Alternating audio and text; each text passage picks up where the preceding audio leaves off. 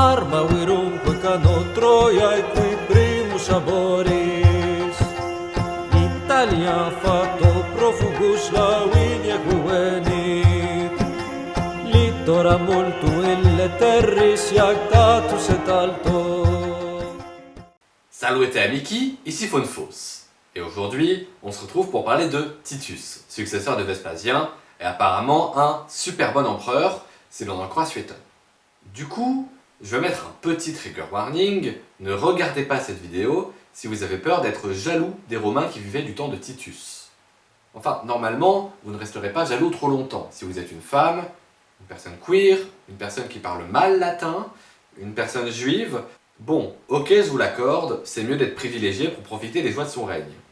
Mais quelle idée aussi de pas être un homme cis, hein? Vous cherchez vraiment les problèmes. Et puis, les Sabines, elles étaient habillées comment? Hashtag not all Romans? Hashtag Romulus did nothing wrong? La production vous présente ses excuses pour ce débordement. Le tournage reprendra après que Faunefos ait passé quelques heures dans la cave pour réfléchir à ses propos. Désolé, la série est longue et je commence à être à court de blagues. Trêve de grivoiserie, qui c'est donc ce Titus? Eh bien, l'avantage des Flaviens, c'est que c'est vachement moins le bordel généalogique que les Julio-Claudiens.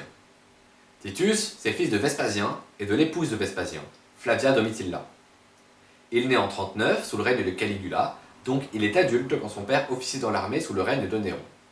Il l'accompagne beaucoup sur le champ de bataille et est formé par lui. Petit aparté, mais en 56-57, il est tribun militaire en Germanie où il rencontre Pline l'Ancien. Ils resteront assez proches et l'historien naturaliste que Pline publie en 76 est dédicacé à Titus. Comme vous vous en souvenez sûrement, en 66, les Juifs se révoltent.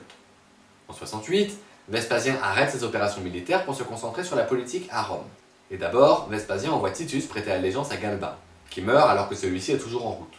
Il fait demi-tour. Son père part en Égypte en juillet 69 pour prendre le trône de Vitellius, et laisse Titus se débrouiller avec les Juifs.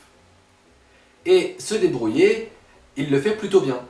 J'aurais adoré rentrer dans les détails de cette révolte, puisque la Judée connaît à la fois cette guerre contre Rome et une guerre civile compliquée, donc c'est hyper passionnant.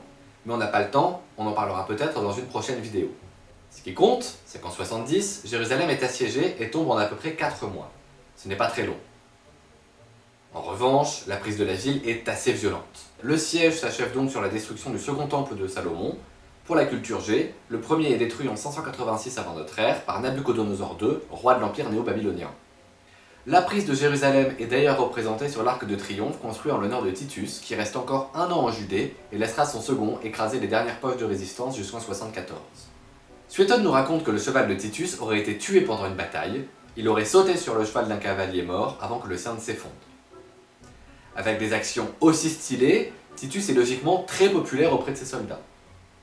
Si bien qu'en 71, on se demande si le retour de Titus à Rome ne se fera pas avec un glaive dans le cœur de son père. Mais pour le plus grand bonheur des étudiants en histoire qui trouvent que cette période c'est déjà suffisamment le bordel, il ne fait pas de coup d'état et rentre à Rome seul, ne prévenant pas Vespasien de son arrivée.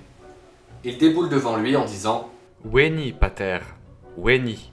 Tout le monde finit par mourir, Valar Morghulis, tout ça. Vespasien n'échappe pas à cette règle et meurt en 79. Titus lui succède naturellement. Mort âgé, Vespasien a pu choisir son héritier. Il a toujours été évident que ce serait l'un de ses fils. On va commencer par dire que Titus aimait bien faire la fête. Il est généralement vu comme un bon empereur, mais Suétone lui reproche son prétendu penchant pour le libertinage et sa passion pour Bérénice, princesse de Judée revenue avec lui à Rome.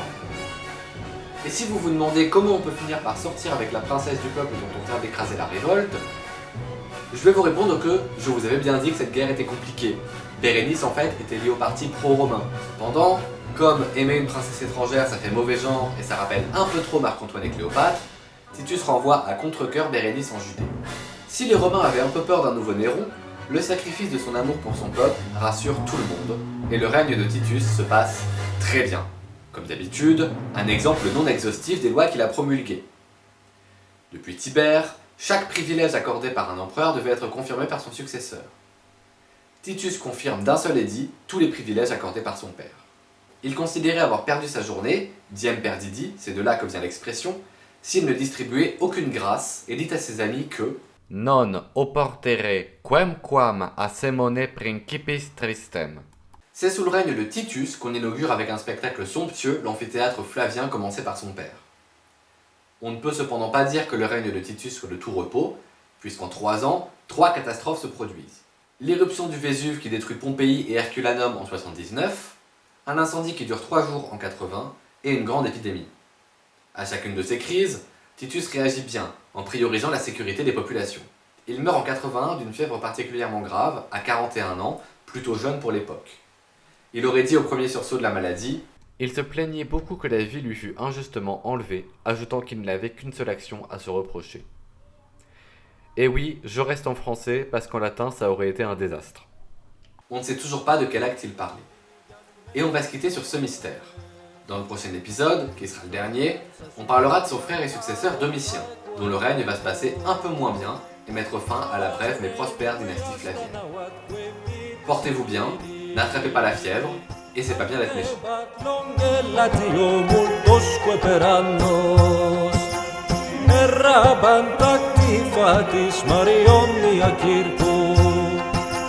Tanta e moli serat romana convergente